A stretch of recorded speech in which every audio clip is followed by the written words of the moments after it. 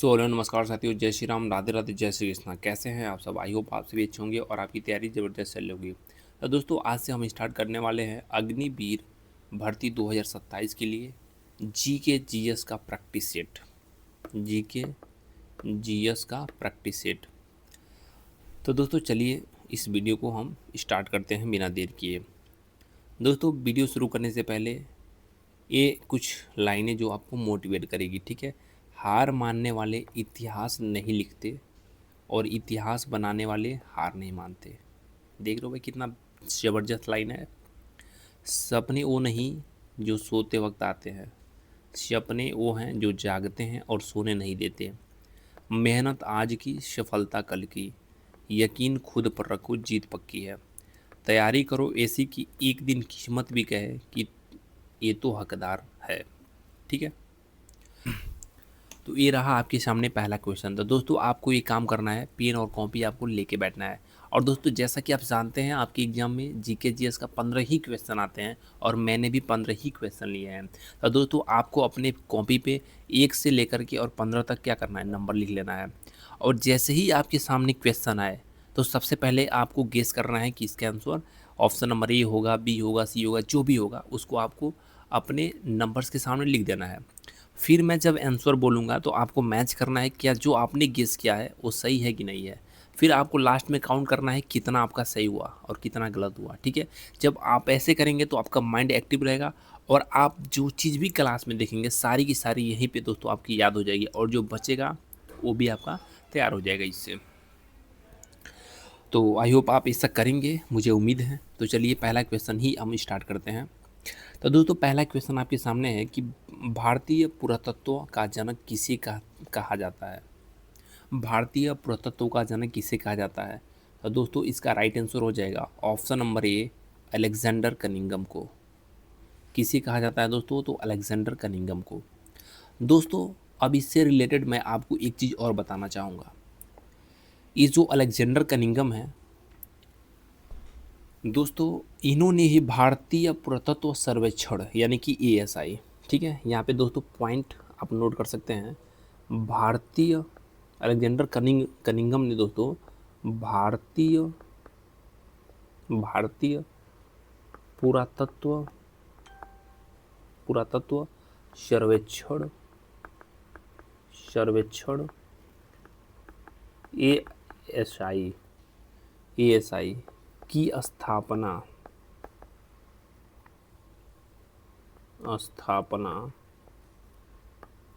किए थे, ठीक है। और कब किए थे इसको भी नोट कीजिएगा, कब किए थे? तो 1861 ईस्वी में इन्होंने क्या किया था दोस्तों? तो आप कहेंगे कि भारतीय पुरातत्व सर्वेक्षण एएसआई की स्थापना किया था। कब किया था? तो 1800 कब किया था? तो 1861 में किया था, ठीक है। अब दोस्तों, एक चीज़ आपको और याद रखना है, वो पॉइंट मैं आपको यहाँ पे लिखवाता हूँ, ठीक है। दोस्तों, ये जो अलेक्जेंडर कनिंगम थे ना, अलेक्जेंडर कनिंगम, ये भारतीय पुरातत्व सर्वेक्षण के, ठीक है, यानी कि एएसआई के पहले महानिदेशक भी थे। क्या थे? एएसआई के एएसआई तो दोस्तों आप समझ ही जाएंगे कि भारतीय पुरातत्व सर्वेक्षण के एएसआई के पहले, ठीक है, महानिदेशक भी थे। महानिदेशक निदेशक क्या थे? पहले महानिदेशक थे। इसीलिए दोस्तों इनको क्या कहा जाता है? इसीलिए इनको क्या कहते हैं दोस्तों? तो भारतीय पुरातत्व का जनक भी कहा जाता है। इसीलिए इनको क्या कहा जाता है दोस्तों? तो भारतीय पुरातत्व का जनक, भारतीय भारतीय पुरातत्व पुरातत्व का जनक कहा जाता है इनको दोस्तों।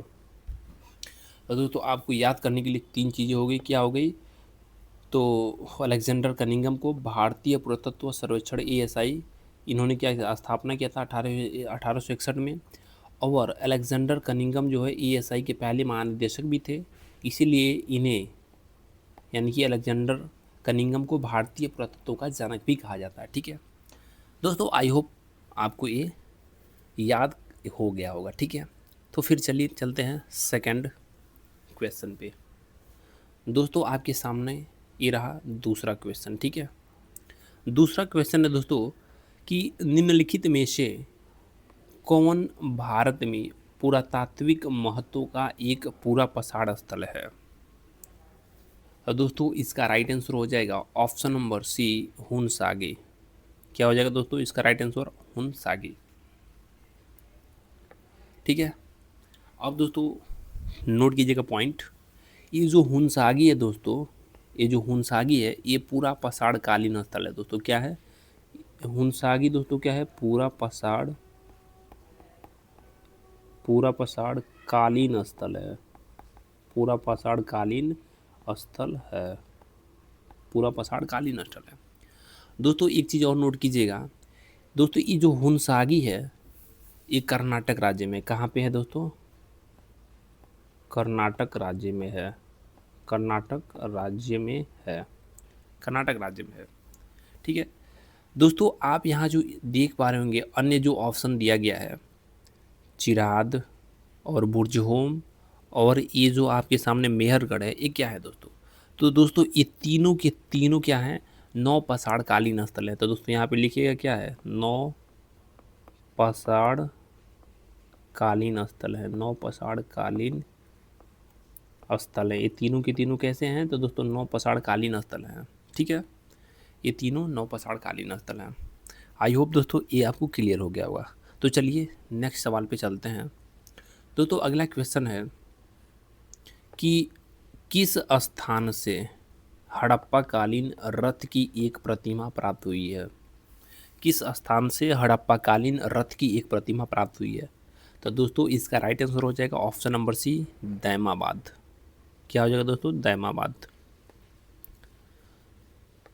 अब दोस्तों यहाँ पे नोट करके लिखिएगा दैमाबाद के बारे में। दोस्तों ये जो दैमाबाद है यहाँ से क्या मिला था आपको? तो दोस्तों आप कहेंगे यहाँ से रथ चलाते हुए एक मनुष्य की मूर्ति मिली थी। क्या मिली थी दोस्तों? रथ चलाते हुए रथ चलाते हुए रथ चलाते हुए एक मनुष्य की मूर्ति मिली थी। एक मनुष्य की मूर्ति मिली थी यहाँ से दोस्तों। कहाँ से मिली थी? दैमाबाद से मिली थी। अगला पॉइंट नोट कीजिएगा दोस्तों, ये जो दैमाबाद है सिंधु घाटी सभ्यता का क्या है दोस्तों? तो सिंधु घाटी सभ्यता का सिंधु घाटी सभ्यता का सिंधु घाटी सभ्यता का सबसे दक्षिणी स्थल है।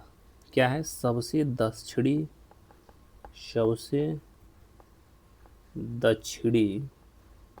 सबसे दक्षिणी स्थल है। ठीक है दोस्तों, अब आते हैं दोस्तों, यहाँ पे दिया हुआ है लोथल। तो दोस्तों ये लोथल जो है ये कहाँ पड़ता है? तो गुजरात में स्थित है। कहाँ है लोथल जो है दोस्तों? क्या है? गुजरात में स्थित है। गुजरात में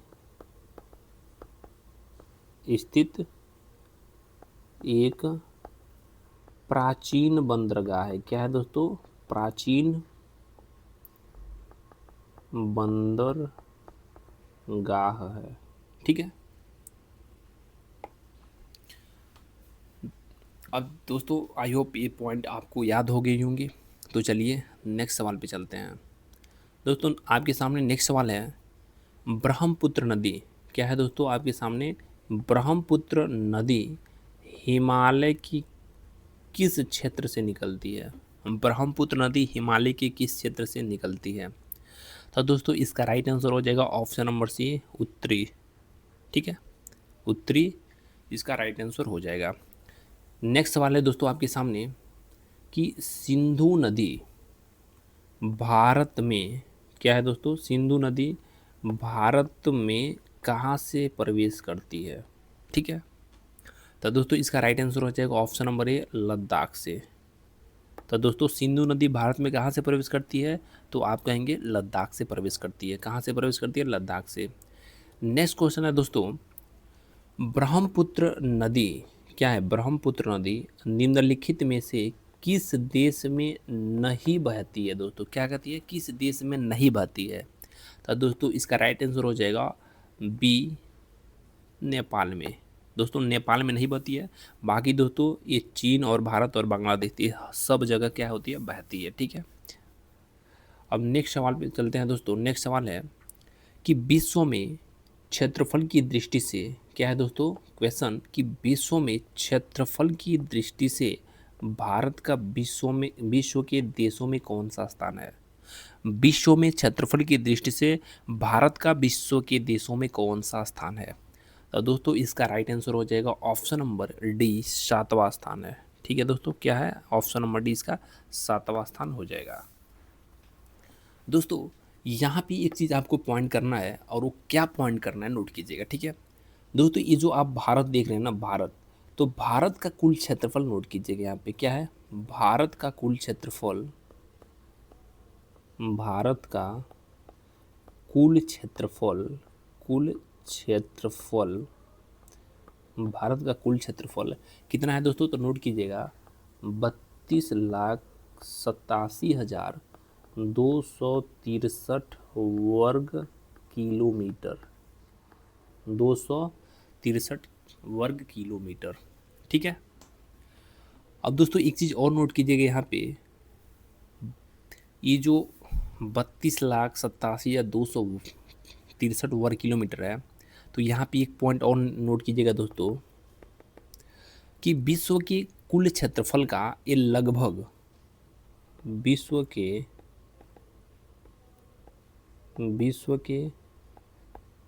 कुल भौगोलिक क्षेत्रफल का दोस्तों क्या है, भौगोलिक क्षेत्रफल का ये लगभग कितना है दोस्तों, लगभग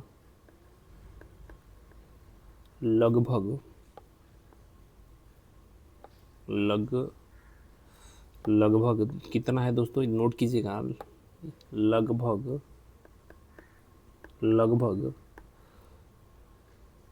2.4% है। 2 पॉइंट कितना है, 4% है। दोस्तों इसको एक बार फिर से रिपीट करता हूँ, बहुत ही इंपॉर्टेंट क्वेश्चन है कि विश्व में क्षेत्रफल की दृष्टि से भारत का 7वां स्थान है। क्या है, 7वां स्थान है, जो आपकी देख पा रहे होंगे, ऑप्शन डी राइट आंसर है। ठीक है, और नोट कीजिएगा, और यहाँ पे देखिएगा भारत का कुल क्षेत्रफल 32,87,263 वर्ग किलोमीटर है। ठीक है, और विश्व के कुल भौगोलिक क्षेत्रफल का यह जो है लगभग 2.4%, कितना है, 2.4% है। अब चलते हैं दोस्तों नेक्स्ट क्वेश्चन पे। नेक्स्ट क्वेश्चन है दोस्तों कि मूल संविधान में अनुसूचियाँ थी, यानी कि जिस समय हमारा संविधान लागू हुआ था उस समय हमारे संविधान में कितनी अनुसूचियाँ थी, यही आपसे पूछा गया है। तो दोस्तों इसका राइट आंसर हो जाएगा ऑप्शन नंबर डी, 8 अनुसूचियाँ थी। हमारे मूल संविधान में दोस्तों कितनी अनुसूचियाँ थी, तो 8 अनुसूचियाँ थी। अब दोस्तों यहाँ पे कुछ आपको पॉइंट मैं बता रहा हूँ, उसको नोट कीजिएगा। हमारा संविधान कब लागू हुआ, तो यहाँ पे नोट कीजिएगा, हमारा संविधान जो दोस्तों कब लागू हुआ, संविधान दोस्तों लागू कब हुआ, दोस्तों, तो 26 जनवरी 1950 को। ठीक है, 1950 को हमारा संविधान लागू हुआ। उस समय दोस्तों हमारे संविधान में 395 अनुच्छेद और 8 अनुसूचियाँ थी। 8 अनुसूचियाँ थी, जो कि आपसे क्वेश्चन पूछा गया है कि मूल संविधान में कितनी अनुसूचियाँ थी। ठीक है, अब दोस्तों एक चीज़ और यहाँ पे नोट कीजिएगा, एक चीज़ और, वर्तमान में हमारे संविधान में 12 अनुसूचियाँ हैं। कितनी हैं, तो आप कहेंगे दोस्तों 12 अनुसूचियाँ हैं, ये नोट कीजिएगा। ठीक है, जब हमारा संविधान कब लागू हुआ था दोस्तों, तो 26 जनवरी 1950 को लागू हुआ था। ठीक है, उस समय 395 अनुच्छेद और 8 अनुसूचियाँ थी। ठीक है, और वर्तमान में दोस्तों 12 अनुसूचियाँ हैं। कितनी अनुसूचियाँ हैं, 12 अनुसूचियाँ हैं। अब चलते हैं दोस्तों हम नेक्स्ट क्वेश्चन पे। अगला क्वेश्चन है दोस्तों कि 42वें संशोधन अधिनियम 1976 द्वारा भारतीय संविधान में कितने मौलिक कर्तव्य शामिल किए गए। ठीक है, 42वें संशोधन अधिनियम 1976 द्वारा भारतीय संविधान में कितने मौलिक कर्तव्य शामिल किए गए। तो दोस्तों इसका राइट आंसर हो जाएगा ऑप्शन नंबर सी 10। ठीक है, 10। दोस्तों एक चीज़ मैं आपको बताना चाहूँगा, शुरुआत में मूल संविधान में एक भी मौलिक कर्तव्य नहीं था। शुरू में क्या था दोस्तों, एक भी मौलिक कर्तव्य नहीं था। नोट कीजिएगा, मूल संविधान में एक भी मौलिक कर्तव्य नहीं था। ठीक है, अगला पॉइंट है दोस्तों स्वर्ण सिंह समिति की सिफारिश पर, किसके, यहाँ पे नोट करते हैं दोस्तों, स्वर्ण सिंह समिति की सिफारिश पर, स्वर्ण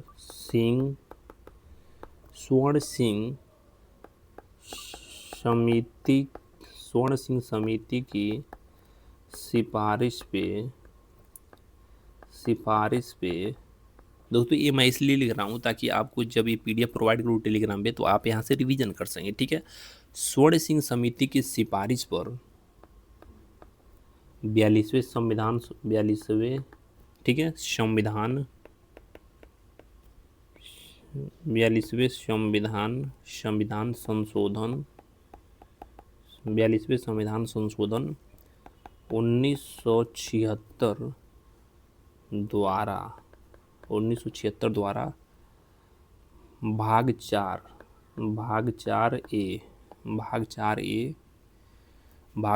और अनुच्छेद 51 और अनुच्छेद 51 ए जोड़कर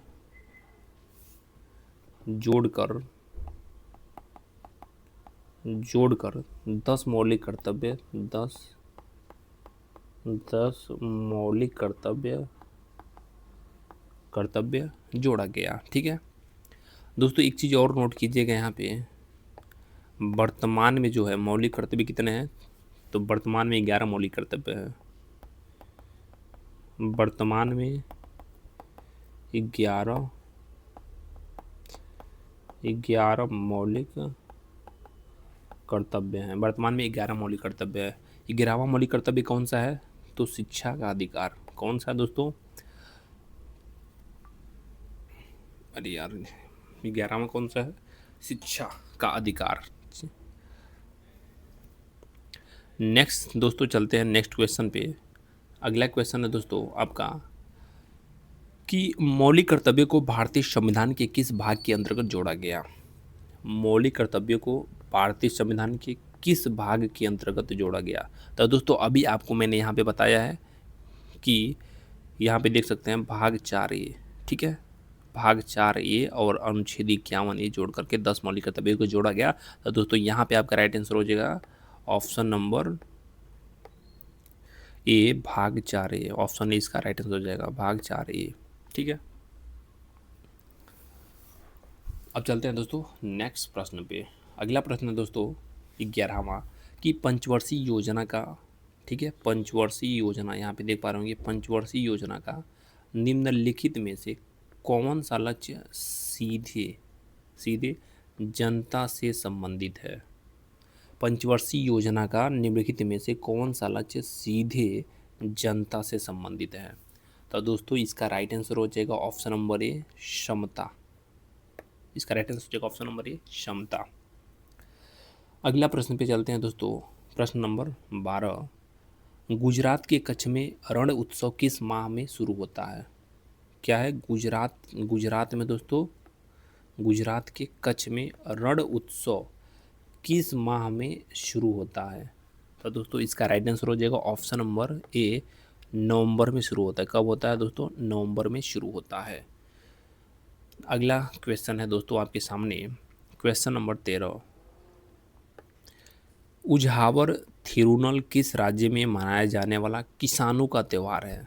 ठीक है दोस्तों, तो एक चीज़ तो दोस्तों आपको यहीं से तैयार हो जाएगा, ये जो उझावर है उझावर थिरुनल जो है दोस्तों एक किसानों का त्यौहार है, क्योंकि प्रश्न में ही दिया हुआ है किसानों का त्यौहार। ठीक है, यहाँ पे देख पा रहे हो किसानों का त्यौहार, तो यहाँ से एक क्वेश्चन बन सकता है। ठीक है, अगला प्रश्न क्या नाम है दोस्तों, इसका राइट आंसर हो जाएगा ऑप्शन नंबर बी, तमिलनाडु। ठीक है, उझावर थिरुनल किस राज्य में मनाया जाने वाला किसानों का त्यौहार है, तो तमिलनाडु का है। ठीक है, अगला सवाल है दोस्तों आपके सामने, ओलंपिक बैडमिंटन में कितनी स्पर्धाएं खेली जाती हैं? ओलंपिक बैडमिंटन में कितनी स्पर्धाएं खेली जाती है? तो दोस्तों इसका राइट आंसर हो जाएगा ऑप्शन नंबर डी, 5। 5 स्पर्धाएं जो है दोस्तों खेली जाती हैं। अगला प्रश्न है दोस्तों और लास्ट है 15वां, और आपके एग्ज़ाम में भी 15 सवाल आते हैं। तो दोस्तों आपका ये लास्ट सवाल है, भारत में पहली बार, ठीक है, एशियाई खेलों की मेज़बानी कब की गई थी? भारत में पहली बार एशियाई खेलों की मेज़बानी कब की गई थी? तो दोस्तों इसका राइट आंसर हो जाएगा ऑप्शन नंबर डी, 1951 में। कब की गई थी? 1951 में भारत ने पहली बार एशियाई खेलों की मेज़बानी 1951 में की थी। और दोस्तों ये कहाँ की गई थी? तो याद रखिएगा, ये जो एशियाई खेल भारत में जो सबसे पहले आयोजन किया गया था 1951 में आयोजन किया गया था। ठीक है, 1951 में क्या किया था? आयोजन किया गया था। और कहाँ किया गया था ये भी जान लीजिए। ठीक है, तो नई दिल्ली में किया गया था, ये नई दिल्ली में किया गया था, नई दिल्ली में किया गया था, 1951 में किया गया था और नई दिल्ली में किया गया था। दोस्तों ये रहा आपका 15 क्वेश्चन। अब दोस्तों ईमानदारी से आपको बताना है कि आपके 15 में से कितने क्वेश्चन सही हुए। ठीक है, जितने भी सही हुए होंगे आप कमेंट में अपना कमेंट करके बताइए कि मेरा इतना सही है, इतना गलत है। ठीक है दोस्तों, आई होप आप सभी को ये वीडियो अच्छी लगी होगी, और ऐसे ही रेगुलर ऐसे आपको दोस्तों 15 क्वेश्चन का एक सेट प्रैक्टिस डेली कराया जाएगा।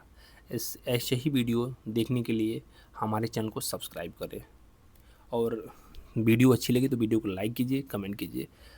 Thanks for watching my video.